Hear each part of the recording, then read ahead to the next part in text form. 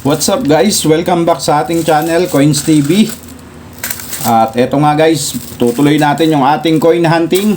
At dun nga sa unang 100 natin, nakahunt tayo ng year 2025 na piso dito sa NGC. So tignan natin kung makakakuha tayo dito. At para malaman natin kung common ba o hindi. So kapag dito sa 400 pesos na to na natitira, nakahunt tayo ng hindi bababa sa tatlo o dalawa. So probably common yan dahil madalas tayong makakuha.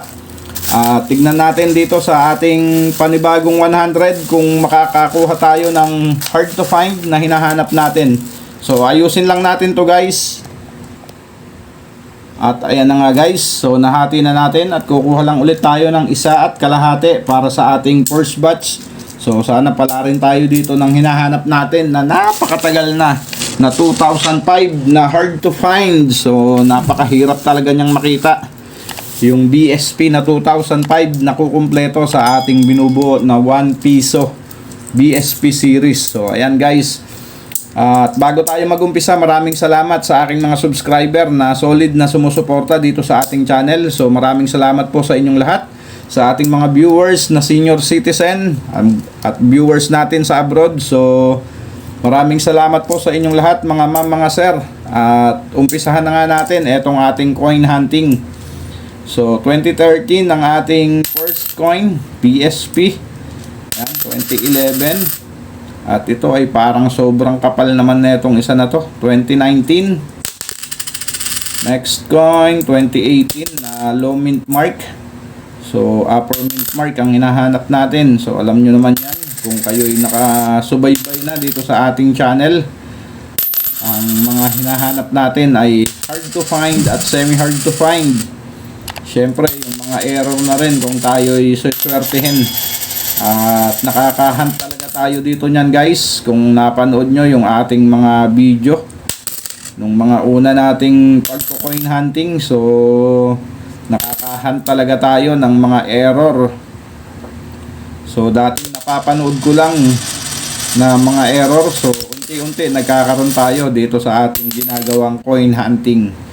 So sa mga gustong mag coin hunting, so ayan, yung mga hard to find lang guys. Kung magbebenta kayo ng mga semi hard to find, hindi ho mabibili yan, mahihirapan kayong ibenta nyan. Pero kung hard to find po ang inyong ibebenta, ay bibilin ho yan. So isa na tayo dyan, yung BSP na 2005, ayan, sa piso.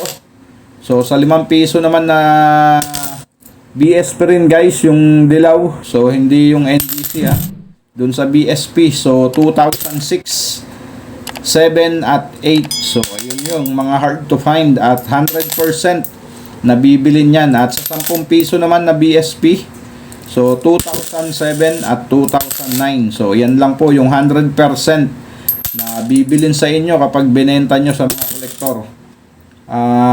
Yung mga semi hard to find, so wala yan, hindi papansinin yan dahil karamihan meron na yan at marami silang hawak yan. So kagaya ko, kaya hindi ko papansinin yan. Tapos yung error, ayan, binibili din yan yung error. Pero depende po sa error. Baka mamaya common error. Meron kasing common error lang katulad nung mga nandito na extra metal. So ayan, ang mga binibili, yung off center, yung mga double print. So ayan, ang off center parang ganyan, ayan. Nandito yung piso, tapos yung nasa taas na to, wala. Ano yan, clear lang yan. So yun yung mga binibili talaga na error. Tsaka yung tapyas, yung chip, eto parang nabiak, wala talaga yan, tapyas, kulang. So yan po yung mga binubuo ay binibili na mga error. Yung mga malalaki yung error, hindi yung mga konti lang. Yung mga extra metal na yan, yung mga lip na nadagdag sa NGC na piso, so wala po yan. At ito na nga yung ating second batch guys. So bago tayo magsimula, baka wala ka pa nito. So ayan yung lagayan ng ating mga coin collection. So ayan, marami yan. At dito natin inilalagay yung ating binubuo na tigpipiso. So ayan, 95. So hindi pa tayo nakakakuha ng 95 na maganda sa ating coin hunting. Kaya ayan yan. tig-piso, ayan, tigli 5 piso. At dito naman yung 10 piso na binubuo natin. Para po makabili kayo, i-click nyo po yung product na lumalabas dyan sa gilid ng inyong screen. At marami pa po kayong makikita doon. Coin capsule, coin album. So meron tayo nyan. At saka coin tube. So andyan dyan po. I-click nyo lang po yung product dyan sa inyong left side ng screen. At madadirect po kayo sa Shopee. So ayan guys. At diretso na nga tayo dito sa ating second batch. So sana pala rin tayo dito. Ayan, nakikita nyo yung ating kamay, pinagpapawisan na. So, ayan ang ating first batch. So, common, 2018. At share ko lang sa inyo guys sa ating ginagawang coin hunting. So, kaya ho tayo hindi nakakapag coin hunting nitong mga nakakaraang araw o nakaraang linggo. Ay busy po tayo at eto. Yung aking nahunt yung ating nakuha sa ating paghuhukay. So naghuhukay po kasi kami ngayon dito. At eto yung aking nakuha. So napakatagal na nito pero hindi siya kinakalawang. Ayan, so kala ko nung una silver pero hindi guys. 15, may number dito 15. Ayan, tapos yung kanyang pangalan ay Delco. So ayan oh, Delco. Tapos may number 15 dito. So hindi naman siya silver. So nag-research din tayo patungkol sa kutsarang ito. So ayan, at meron pang isa. Ito, nilinis ko na. At pansinin nyo guys, wala siyang groove dito sa ilalim ng bote. At dinicode ko na rin to. Siyempre nagpatulong tayo kay Mang Google at saka kay Chat GPT. At itong bote na to guys ay ginawa pa noong 1937. So ayan yung number niya, 37. At meron ditong mga letters at number. So yung una M, baka pangalan ng manufacturing yan. Ayan, M3 5C 03 089. So ayan, at dito sa dulo 37. So meaning yan, ito yung year niya guys, 1937. So imagine niyo guys, yung garapon na to na maliit ay noong pang 1937 ginawa, pero napakaganda pa guys.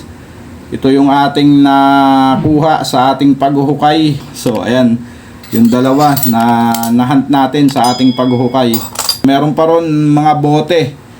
Ano siya, emperador na lapad. So hindi ko pa nalilinis. Ipapakita ko rin sa inyo yun guys. So far ito ang maganda, yung bote na to. So ayan, garapon siya. Malalaman po kasi natin na bago o luma yung isang bote guys. So itong luma, ayan, wala siyang groove guys, yung parang guhit-guhit dito, guhit-guhit na ganun na pabilog din. So pag wala nun, ibig sabihin luma na yung bote.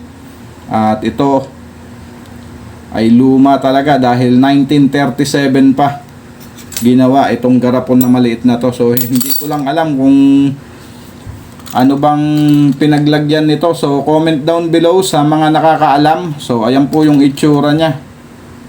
Kung ano ba nakalagay dito, mag-comment po yung mga expert dyan sa mga old bottle.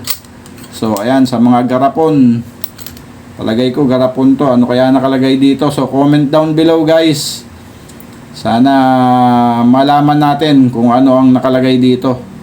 So ayan po siya, ang kanyang year 1937. So 37 po yan. Ayan, ayan. So ayan ang ating nakakuha sa ating paghuhukay at saka mga bote. So ayan, at balik na tayo dito sa ating coin hunting. Next coin 2015. So common din. Die 3 na yon, pero common lang din yung die 3 sa 2015. So ang kinokollect natin dyan yung frost.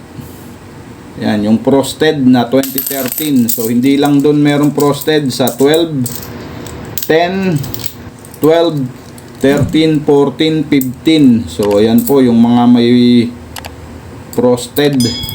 At iyon yung ating kinokolek pag nakakahunt tayo dito sa ating coin hunting. So non-magnetic 1996 at hindi na maganda yung kanyang kondisyon. In common at wala rin walang 2025 So malalaman natin sa mga susunod pa. Meron pa tayong 300 na tigpipiso. So ayan, makikita natin dyan. Pag hindi tayo nakakuha dyan kahit isa, so baka sakali, baka semi hard to find, pero hindi pa yun sure guys dahil wala pang record sa Numista yung 2025 na nahunt natin. So ayan ang ating last coin 2015 at ayan nga, wala tayong nahunt dito sa ating pangalawang 100.